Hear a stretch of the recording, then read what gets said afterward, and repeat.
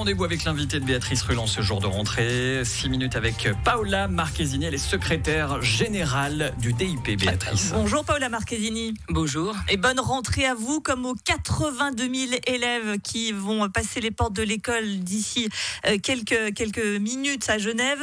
Et une invitée de dernière minute, c'était pas prévu, c'est cette canicule. 36 degrés pour cet après-midi, ça va durer jusqu'à jeudi. Les établissements scolaires sont-ils prêts à accueillir correctement nos enfants ? Mais écoutez, dès l'alerte canicule qui est arrivée jeudi après-midi, nous avons eu des contacts avec le service de la médecine cantonale. Nous avons travaillé comme cela est dû avec le service de santé de l'enfance et de la jeunesse.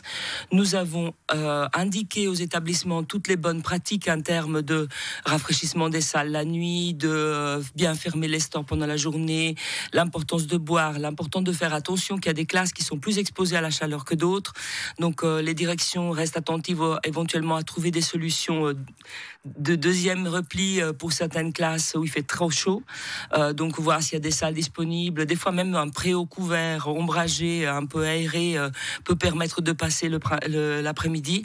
Et puis voilà, donc les enseignants savent comment il faut faire, les directions sont prévenues. On espère que tout aille bien. Et puis on reste attentif aux éventuelles alertes et aux imprévus. Tout le monde est prévenu, sauf que la plupart des bâtiments du canton datent des années 70-80. Ils ne sont pas adaptés à ces très fortes chaleurs. On sait que ça va continuer. C'est malheureusement que le début. Est-ce qu'un plan de rénovation, un vaste plan est à prévoir finalement ? Oui, il y a le fameux... il y a eu effectivement le Grand Conseil a débloqué une somme importante d'1 milliard pour les bâtiments de l'État, notamment tout le renouvellement des bâtiments de l'État. Les écoles sont bien évidemment les premières concernées.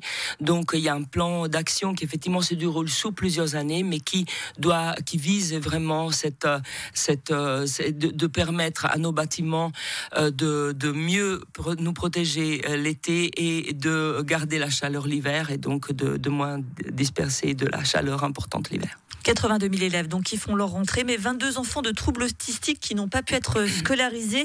Le vice-président de la Fédération genevoise d'associations de personnes handicapées et de leurs proches, il a réagi sur les réseaux sociaux.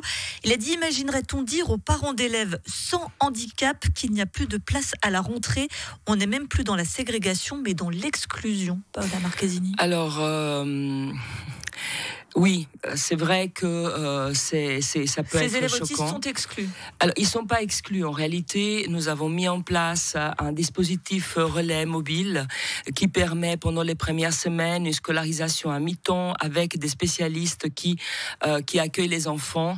Donc pendant quelques semaines, le temps de regarder comment trouver des solutions. Alors que ce sont des enfants qui ont des besoins spécifiques et peut-être besoin davantage d'encadrement que les autres finalement. Voilà, donc nous avons rencontré toutes les familles. Il est vrai que la tension sous les locaux, la tension sous les flux, les flux qui sont très importants d'enfants avec des gros troubles, fait que la planification doit être améliorée et renforcée. Nous le savons, nous y travaillons. L'Office médico-pédagogique a traversé des moments de crise importantes ces 2 dernières années. Donc voilà, c'est un travail continu. Nous soutenons les familles et il est vrai que nous devons dans les prochaines semaines de trouver une solution pour ces enfants. L'Office médico-pédagogique, parlons-en, il a été sous le feu des critiques l'année dernière avec le scandale du foyer de Mancy. Est-ce que vous pouvez assurer ce matin sur Radio Lac Paola Marchesini que les problèmes au sein de l'OMP sont réglés ?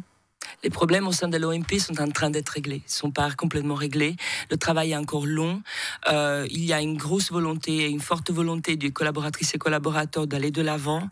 La nouvelle magistrate qui vient de nous rejoindre et avec le Conseil d'État sont attentifs à cette situation. Un nouveau directeur général est engagé depuis le mois d'août, donc depuis quelques semaines. Et nous avons un plan d'action qui doit se dérouler avec des orientations politiques qui devront être prises. Mais nous allons de l'avant. Nous avons renforcé aussi la collaboration avec les subventionnés afin de déléguer une partie des missions de l'OMP, notamment ce qui est foyer à l'extérieur du département avec des compétences qui sont plus adéquates et recentrer l'attention de l'Office médico-pédagogique en termes justement de pédagogie et en termes et tout ce qui est le soutien aux enfants et laisser peut-être d'autres missions, notamment subventionnées en termes d'accueil de jour, pour pour tout ce qui est foyer. Et donc voilà, nous espérons que ce travail puisse donner rapidement des fruits. Mais il est vrai que l'attention sur les locaux reste importante. Elle est importante dans le régulier, elle est très importante dans l'office médico-pédagogique. Les autorisations sur les nouveaux locaux sont longues à obtenir.